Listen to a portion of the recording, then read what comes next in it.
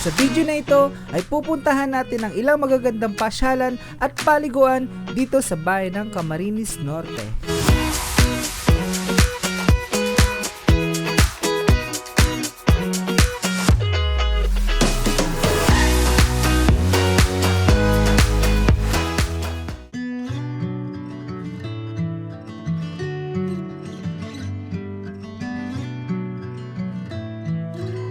Okay, nandito tayo ngayon sa bayan ng Camarines Norte. At sa video na ito, samahan niyo akong puntahan ng ilang magagandang pasyalan dito sa Jose Panganiban at sa bayan ng Paracate. Tara! Every year feels a change. Looking back now, feeling strange. We all learn to be someone. Alas 8 na ng umaga at kasama natin si Kompanyeros nasa likuran natin. Hello ka naman dyan, Kompanyeros. Alright. Alright. At andito tayo ngayon sa Jose Panganiban, Camarines Norte para tingnan at pasyalan ang ilang mga magagandang pasyalan dito sa Jose Panganiban. Welcome sa bayan ng Jose Panganiban, ang una nating destinasyon.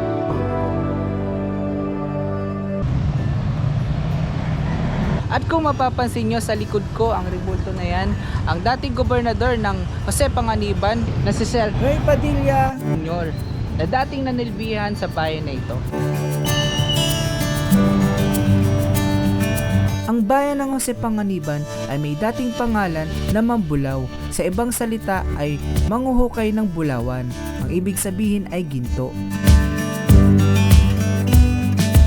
Kaya ilan sa mga residente dito ay mga minero ng ginto na isa sa pinakapangunahing hanap buhay. At mula sa pangalang Mambulaw ay pinalitan ito noong December 1, 1934 na Jose Maria Panganiban. At dahil ang bayan nito ay agricultural, ang pangunahing hanap buhay ng mga residente dito ay pangingisda, pagtanim ng palay, at pagkokopra ng nyog.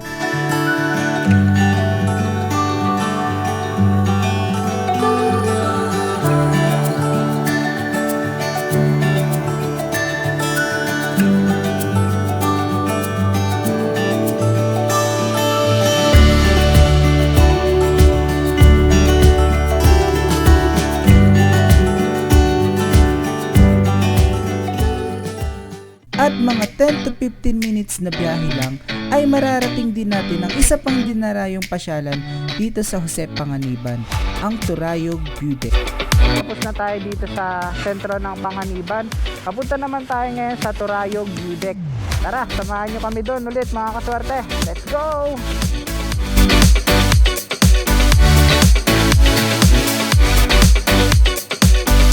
May mga ilog din pala dito. Napakalawak. Alright. Ano ba yan? Ay, dagat!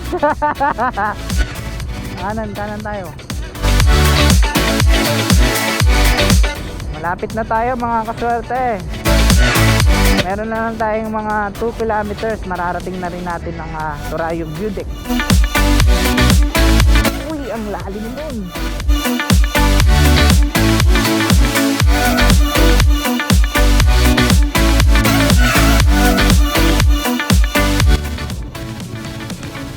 Dito na tayo mga kaswerte sa Turayog View Deck. Pasok tayo dito sa loob. Alright. Ang ganda ng parking nila.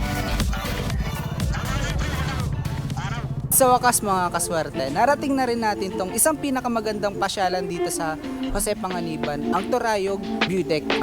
Baka mahimatay ako yan.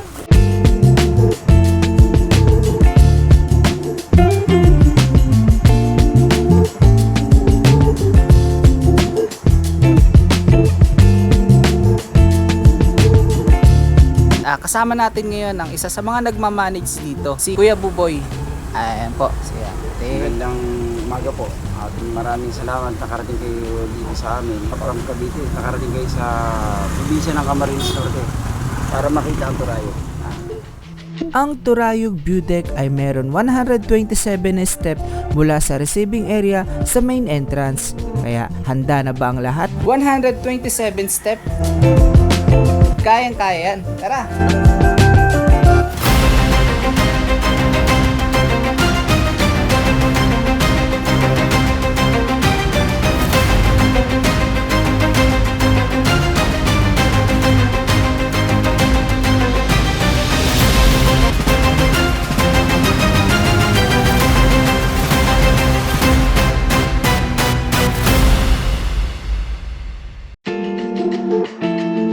Grabe, pagod ako. Sobrang nakapagod. Ayan yung mga turista. Ayan mga turista rito. Ang maganda rito mga kaswerte, pwede tayo dito mag overnight camping. Imagine, sa ganito kagandang lugar dito na to, sa kinatatayuan ko, pwede kayo dito magtayo ng camping. Tapos ganito yung makikita nyo, ganito kagandang tanawin, napakaganda.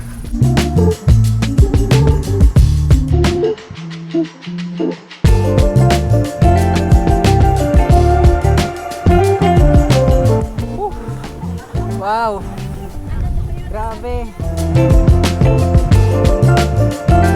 napakaganda. Kitang kita mo yung halos buong Camarines Norte dito. Yan. Sigurado ako sa gabi napakaganda rin dito.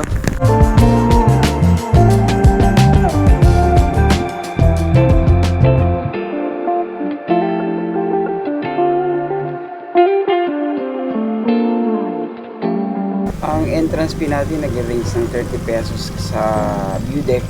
Meron kaming overnight, nagre-range ng 100 pesos each.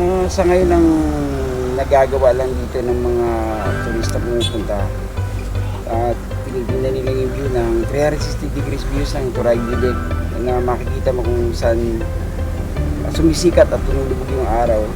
And then during night, pwede kayo mag-camping sa taas, sa view deck. At after ng view deck, siguro pag umaga pwede kayong maligo sa swimming pool.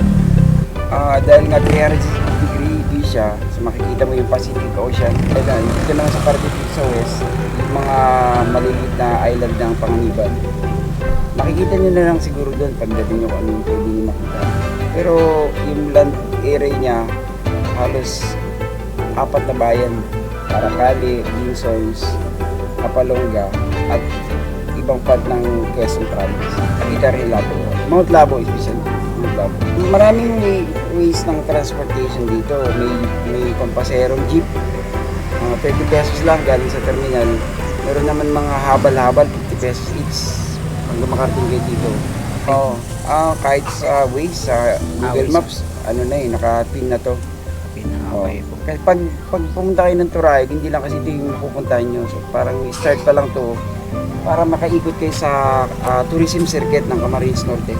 Makikita nyo yung iba-ibang mga resort dito sa Paracali. From 5 a.m. hanggang 6:30 p.m. Araw-araw. Nagko-close lang kami kapag may mga thunderstorm. Nagko-close kami. Kasi delikado sa taas kapag may mga kidlat. I-invite namin kayo na masaksihan kung ano yung mga nakikita ng mga dumarating dito kasi sila yung mag-appreciate kung ano yung meron ng Turayog. Hindi naman kami nagsasabi kung gaano kaganda. So yung nakakarating dito nagsasabi kung anong meron ng Turayog. At kung gusto nyo sulitin ang Turayog View Deck, ay meron din silang ino-offer na private pool para sa magkakapamilya at magkakabarkada na gustong mag-picnic banding. Sunod natin puntahan ang Pulandaga Beach sa bayan naman ng Paracali.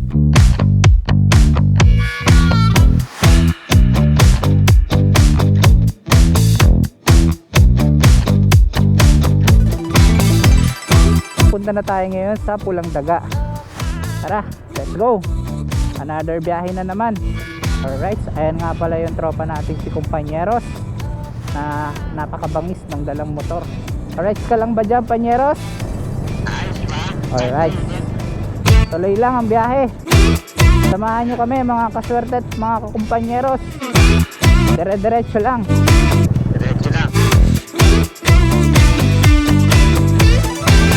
lay my life back on the line. I'll lay my life back on the line. 'Cause I got the groove. At bago natin marating ang Pulandaga Beach, ay ipasyal muna namin kayo saglit dito sa Gumaos Beach sa bayan ng Paracale, Camarines Norte. I'll lay my life back on the line. 'Cause I got the groove. I'll lay my life back on the line. I'll lay my life back on the line. Said I got to know that groove. Welcome to Barangay Gumaos. Ang Gumaos ay barangay sa probinsya ng Camarines Norte. Napapaligiran ito ng mga naggagandahang beach resort katulad ng Carmen Resort, Amila Resort at Gumaos Bay Resort, at marami pang mga sunod-sunod na mga naggagandahang resort mula sa Jose Panganiban hanggang sa bayan ng Paracale.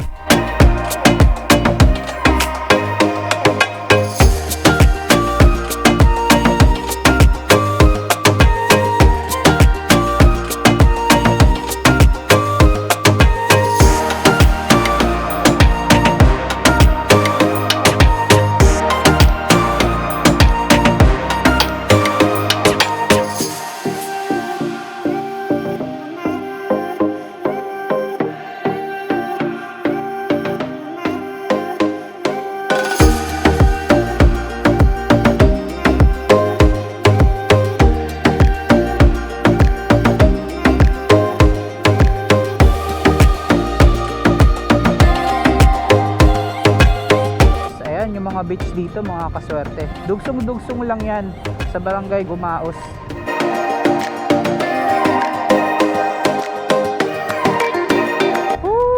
Nandito na tayo mga kaswerte sa Pulandaga Beach ng Paracale.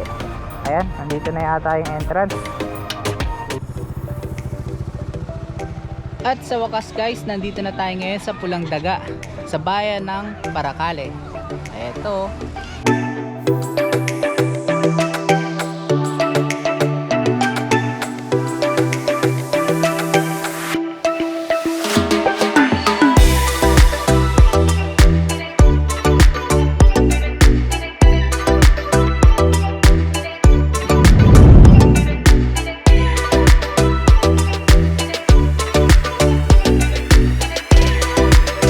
Ang napili pala naming resort dito sa Pulandaga ay ang Candelaria Resort na may entrance na 50 pesos, na marami din kayong pwedeng pagpilian na rooms katulad ng villa rooms at cabin rooms.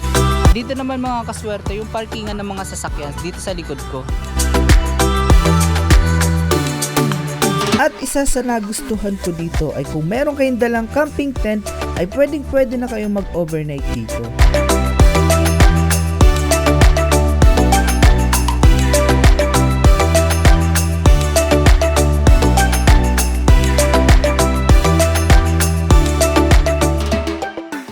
Kaya naman, bago dumilim ay naisipan na naming maligo ni Kumpanyeros.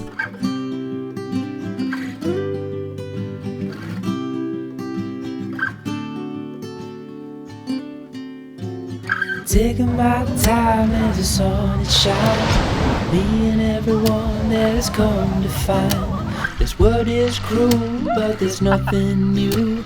Living in the moment is the only truth. But let's go slow. Living in the moment is the only truth. But let's go slow.